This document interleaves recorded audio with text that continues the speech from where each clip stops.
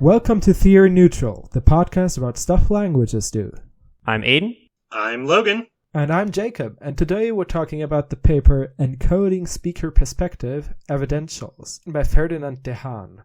So we're talking about evidentiality today, and it's actually a pretty interesting topic. So this is kind of a surprisingly theory-heavy paper, and we're theory neutral. So we should mention the theoretical position that he is taking, but then we're going to try to kind of skirt around it and extract the cool typological data that he is using to make his theoretical argument. Because without going too deep into it, this is like a super spicy theoretical hot take. And he's basically arguing that evidentiality is not a modal category. It's not connected with grammatical moods, but it's more similar to Deixis. So we can talk a little bit about what exactly that means, but let's try not to get too much into arguing about his actual theoretical position, because I could take an hour all by myself just on that. Yeah, so overall the paper is pretty short. I mean, decently short. We could say moderate. It's like 30 pages, so it's not a 10-page paper. It's also not a 60-page paper. It's somewhere in between. And methodologically, it's quite interesting because if you just read through the paper and you look at the examples, you notice that quite a bunch, or the majority of this study sample is to some extent biased towards American languages. So we have, for example, Tuyuka, which is Tucanon from South America. We have Pomo, which is, I think, from the mainland U.S., like contiguous Western U.S., Western California, U.S., I think. yeah, exactly. So we can ask, okay, why is there so much bias towards American languages? And obviously, if we, for example, take a look at walls and take a look at feature 77A, semantic distinctions of evidentiality, we can see, okay, wow, there is so much evidentiality in American languages, whereas it is scattered around the world in other regions, but it's not as concentrated as in America. And actually, I think Sasha Eichenwald talked about evidentiality a lot, is still talking about evidentiality a lot. And she mentioned that it's actually a areal feature of Amazonia.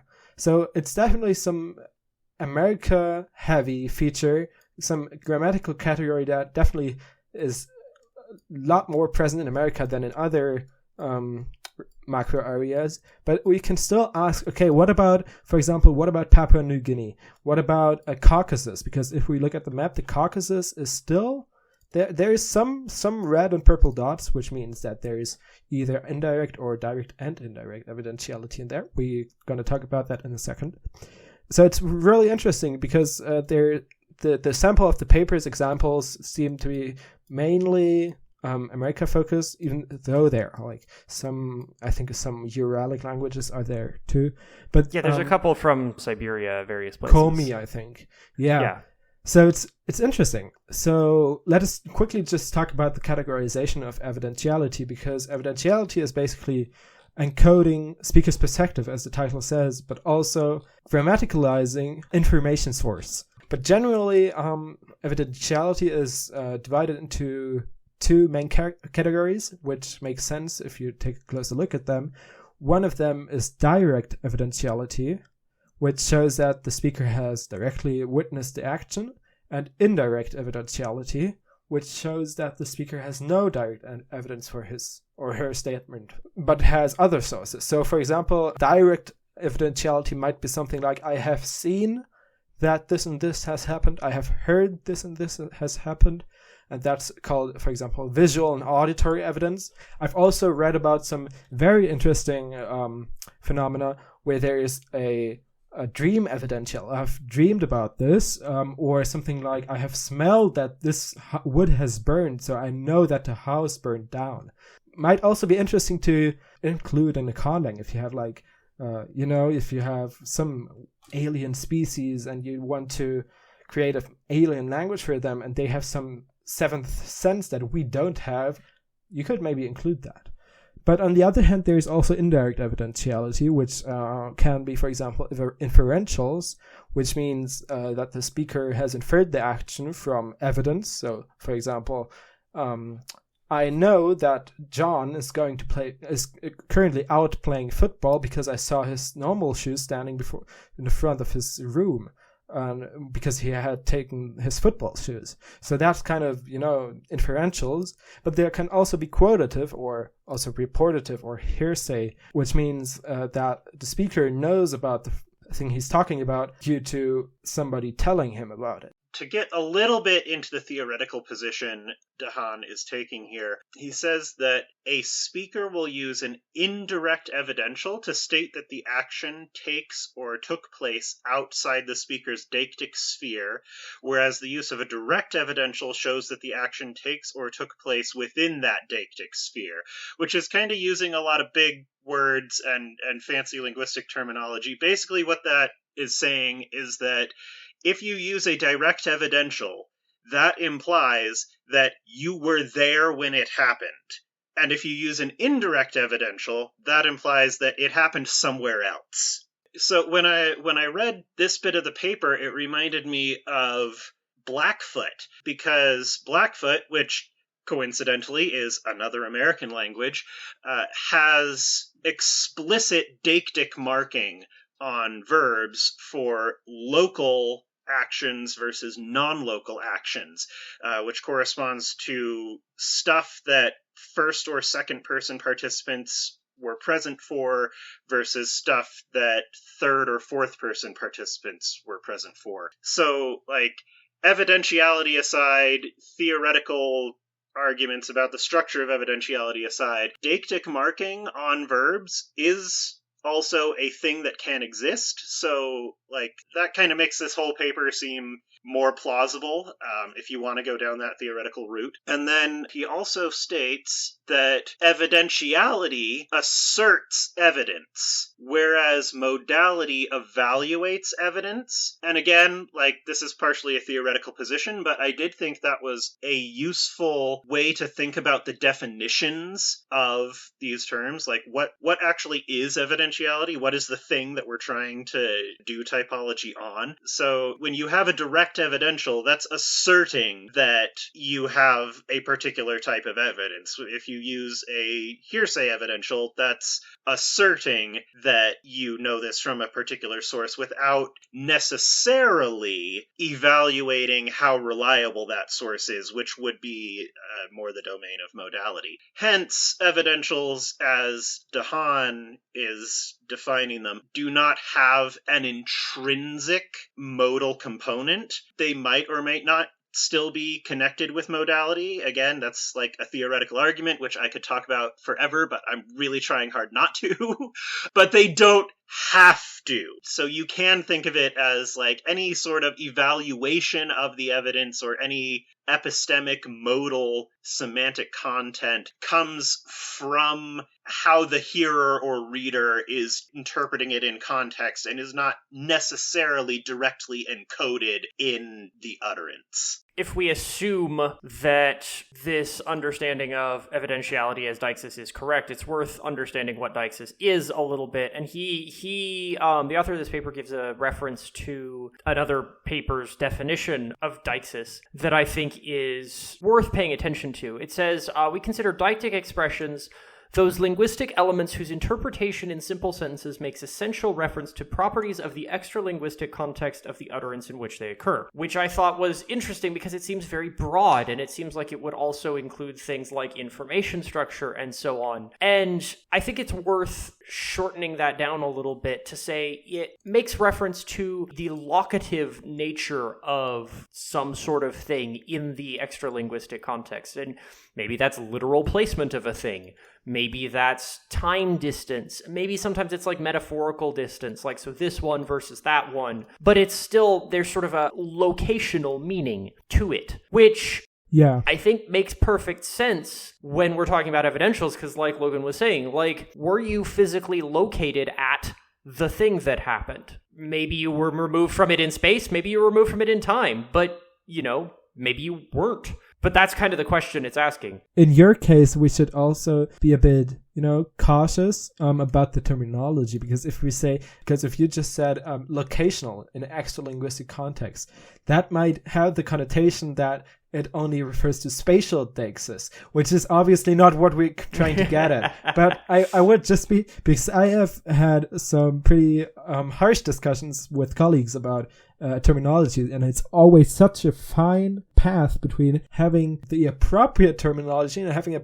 terminology that is too opaque. Yeah, there's probably some better way to phrase that I'm not thinking of right now, but... There is also this incompatibility between indirect evidentiality and first-person subjects, which is very similar to how, spatial and temporal deictic systems work. And there's a very obvious kind of semantic reason for this incompatibility to exist, because it is really difficult to have only indirect evidence for stuff that you actually participated in. So, really, you can only get indirect evidentiality with a first-person subject or any kind of first-person participant in weird, metaphorical situations where somebody is trying to explicitly distance themselves. I believe there was an example in the paper of a language where somebody could use indirect evidence with first person, to imply that they were drunk and didn't actually remember what happened. Yeah, what the paper mentions, it actually calls out a specific difference between Tuyuka, which is from South America, and Komi, which is from Siberia somewhere. Yes. And where Tuyuka, it fuses all of this evidential information along with person, number, tense, etc. into verb affixes. It's very, very fusional. And the end result is that there is just no form for first person plus inferential, first person plus indirect evidentiality. It just doesn't exist. There's no form for that. Whereas Komi, in sort of the most common way to do it, also that doesn't exist, but it's possible to repurpose third-person inferential evidential forms for first-person reference when you're in a situation where you claim that you were not really in control of yourself somehow. Either you didn't understand, you were,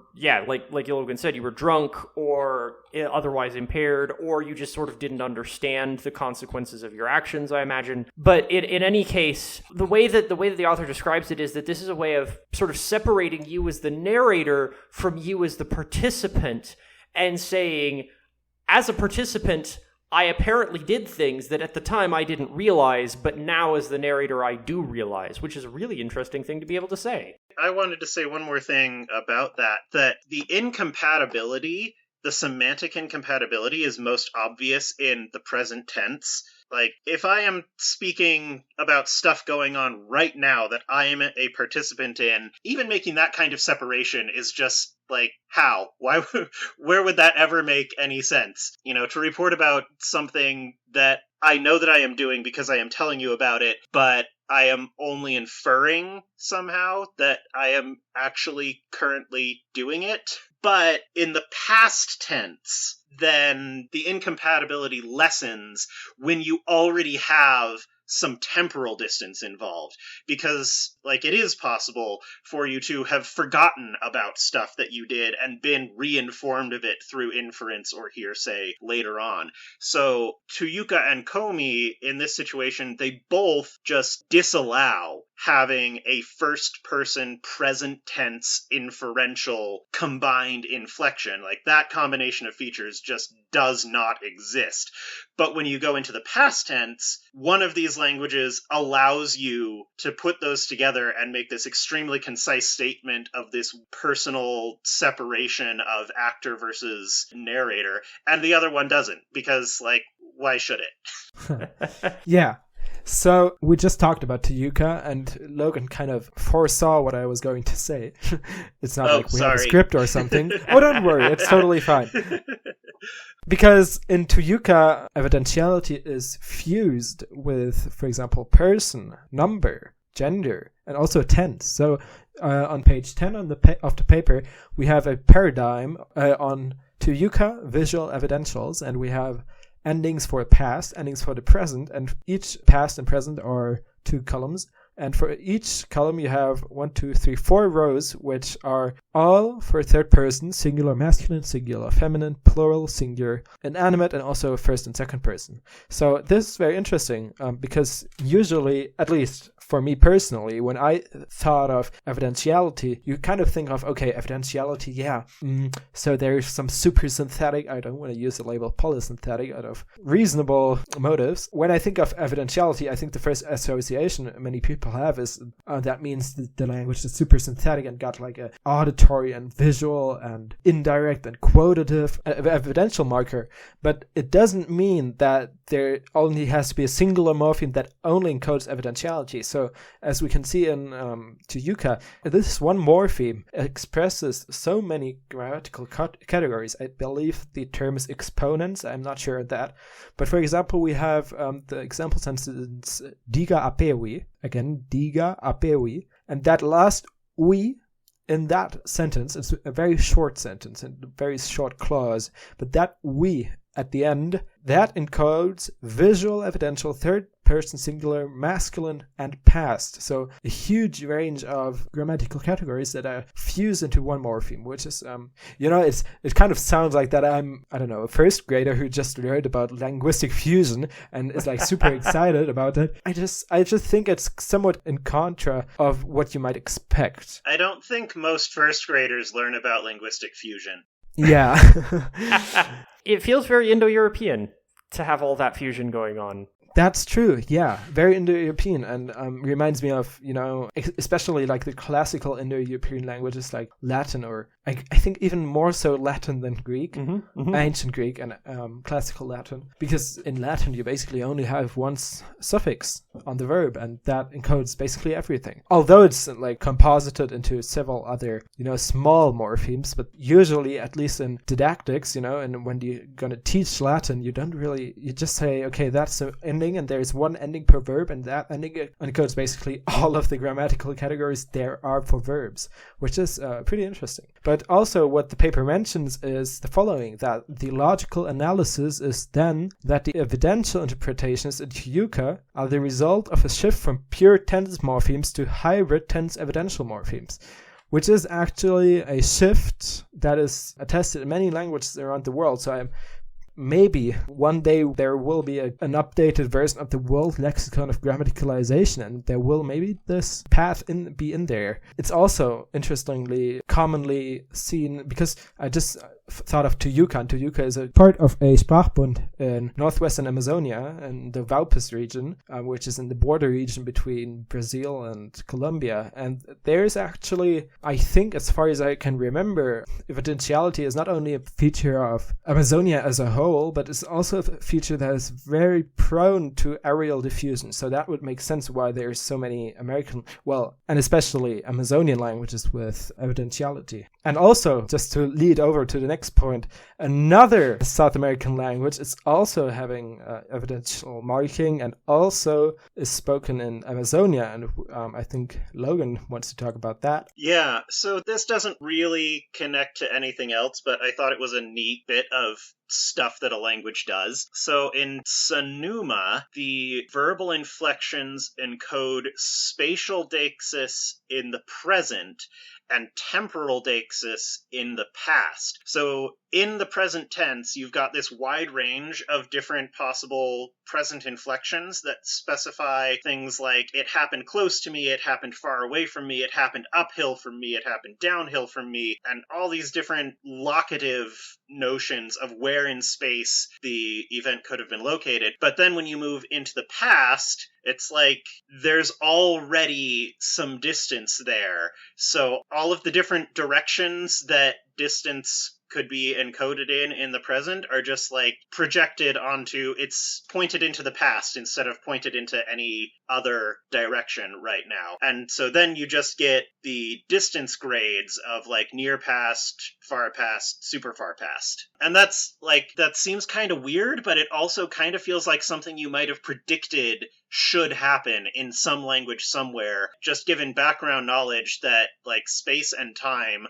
are metaphorically conflated in deictic systems basically everywhere by everybody. like ahead and behind in English are used all the time to talk about both arrangement in space and like how you're doing on completing a schedule. There's all kinds of ways that space and time get mixed up, and like, hey, here's a language that like explicitly recognizes that and encodes it in verb inflection. I'm trying to figure out how to segue into this. I don't think there's a great segue. Like, I mean, I just said this isn't really connected to anything else, but it's a thing that was in the paper, and I thought it was neat. So, okay, that's a thing languages do. Now moving on. So one of the interesting things that this paper brings up is the fact that there's kind of an interesting connection as well as a separation between whether you see a thing happening or whether you see the result of a thing having happened. And those can get sort of mixed up in various interesting ways in deictic systems, where sometimes it's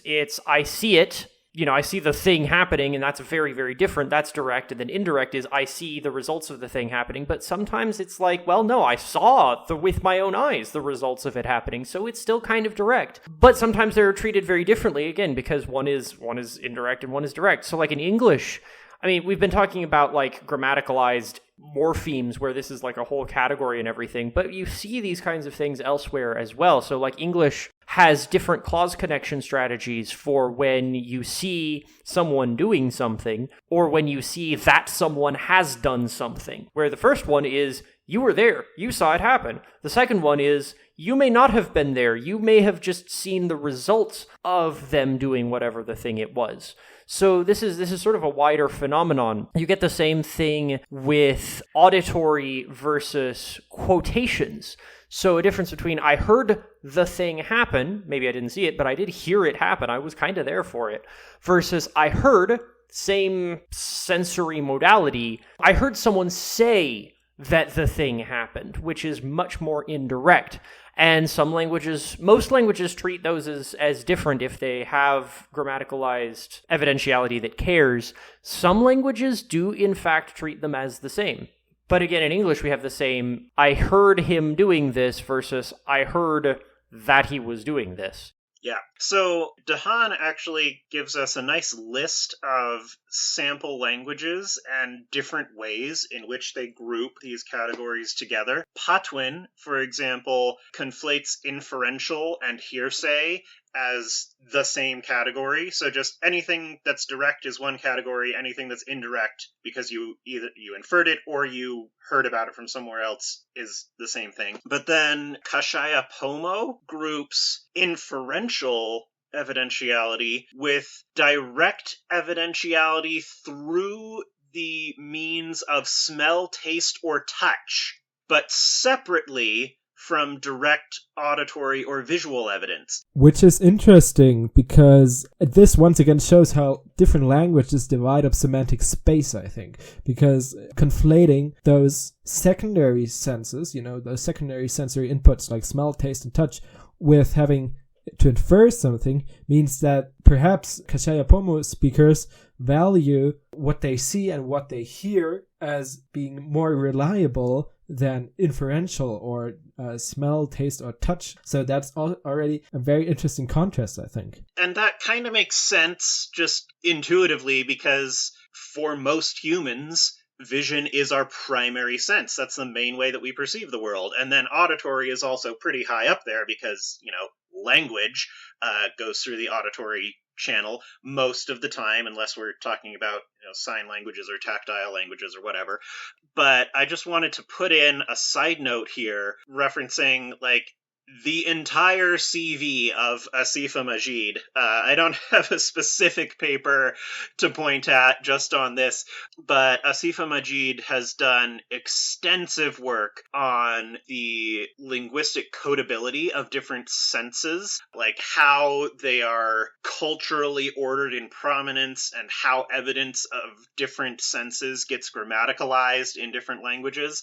De Haan doesn't talk about that at all in this paper, but we get this example of a language that groups its evidentials in different ways depending on which collection of senses is involved. And that is a direct intersection with all of the amazing stuff Asifa Majid has been doing. So go look her up, read her entire CV. But moving on, another example language here, Wallapai, which is another North American language from Arizona, groups together the inferential category with the visual auditory category. It still has ways of distinguishing those two cases, but in terms of the morpheme that is used, that's stuck on the verb, there's just one morpheme that encodes you saw it and you heard it versus you inferred it somehow. And then all of that is separate from the hearsay category. But moving on, again, there's more complexity here. There is this broad cross-linguistic tendency to separate out like visual versus inferential, because vision is a very prominent sense for most humans. And it turns out that specifically auditory evidence versus hearsay has a very analogous relation to visual versus non-hearsay inferential. And again, English does a thing where we distinguish those by clause type. There are specifically examples from the paper of I hear Sally sing. That's a direct auditory experience versus I hear that Sally had sung, which implies that you heard through the linguistic channel, somebody else told you that they experienced that Sally had sung. And that is exactly the same kind of thing that Aidan was previously talking about with seeing somebody do something or seeing that somebody had done something. It's also interesting because there is several paths which evidentiality can be derived from. So for example, we can have very transparently have a verb meaning something like to say, from which then a quotative is derived, which is, for example, the case in Ocotepeque Mixtec. We have the quotative particle, which is the evidential marker, chi, which is in turn derived from the verb kachi, which means to say. Another example is that auditory evidentials might derive from to hear. That's, for example, the case in Coasati, where you have the auditory evidential ha or hawa, which comes from the verb halon, which is, that's not really that surprising, but it's still interesting to see what possible grammaticalization paths there are for evidential markers. So I think one further step in this, if we were to dive deeper into this discussion, we could also look, as I mentioned before, I think the World Lexicon of Grammaticalization, I bet it has something on evidentiality, and grammaticalization can do fun stuff, there's really some really interesting stuff in there. So for example, what I just thought of was that one language where the word for wood, the noun for wood, ended up grammaticalizing into a future marker. And it's totally crazy stuff. So it's really interesting. Maybe evidentiality also has some interesting paths like this and some less straightforward ones than the ones I just mentioned. So those are the common paths when auditory and hearsay are encoded differently, but just like visual or visual auditory can end up being conflated with direct evidentiality, it is also possible for auditory and hearsay to be conflated in a single marker. And so that happens in Nenets, which is a Siberian language, and Sanuma, which we mentioned previously. And at least according to de Haan, they are completely ambiguous. There is just one marker in both of these languages that can mean this thing happened, I was told, and this thing happened, I heard it. Which, kind of makes sense, because either way, the information got to your brain through your ears. So, that's what's being encoded. But that really, the fact that it can be conflated to that degree, where the grammatical marking is completely ambiguous, and if you really want to specify whether it was direct or hearsay, then you have to leave the evidential system, which is, what the evidential system is there for in the first place, but you have to leave the evidential system and use another verb to specifically say, auditory evidence, I heard it directly, auditory evidence, they said. And so that really makes me wonder, if you move into a different modality where language is associated with a different sense, say sign languages, I wonder if there are any sign languages that have evidentiality that conflates visual and quotative sources. We could ask Caitie. Yeah, we should ask Caitie. I'm going to ask Caitie. So, coming back, now that we sort of talked a lot about the different kinds of distinctions that you can get in evidential systems, it's worth coming back around to the original claim of the paper that this is all ultimately Deixis. And it seems like there's also some serious direct parallels with like more traditional nominal deixis, like this one, that one, etc. Because you definitely have deictic systems that have a visible versus invisible distinction. You have deictic systems sometimes that even have like an audible distinction. They're a lot rarer than just like here, not here, or similar kinds of things. But nonetheless, like this does seem to form a kind of parallel idea with nominal deictic markers that are much more clearly deixis. It wouldn't make any sense to call them mood or anything because they're on nouns. But you can kind of see why evidentials are in a lot of ways doing exactly the same thing to actions of verbs rather than to individual reference. Interestingly, there's also a interface. You might call it some intersection of scholars love the word interface. Yeah, spatial deixis and evidentiality. For example, in Yidin, we have a visibility distinctions in demonstrative. So we have, for example, in English we have this and that and these and those, but in Yidin we have yindu, nundu, and yundu. And the first two are basically just this and that, so proximal and distal, I assume. But the last one, the third one, is actually referring to a referent that is far away and invisible.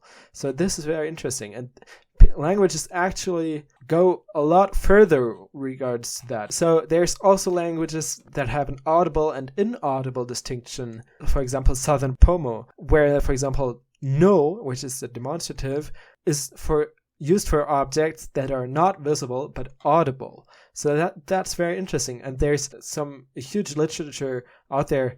Well, huge is probably an overstatement, but there's a significant literature out there on nominal tense, nominal mood, stuff like that, which is also kind of correlated with that, because in those languages we might have, for example, not only a demonstrative saying far away from speaker and here, or down, or near speaker, near here, but also something like something that I have seen before and now I don't see it anymore, or something that in that direction. In total, we can say that evidentiality is not only present on verbs, but can also surface on demonstrative systems. So we've talked a lot about the things that evidentials can do. I kind of wish this paper had a little bit more of a wider sample of evidentials and languages and so forth, but I think hopefully that gives you a nice, good introduction to evidentials as a concept, some thoughts on how to think about them and what they are, and just some interesting facts about things languages do with evidentials. Theory Neutral is made possible by our listeners, families, and friends. Follow us on Twitter at theory_neutral, or send us an email at theory.neutral.podcast@gmail.com. Join us next time when we will be discussing demonstratives in narrative discourse.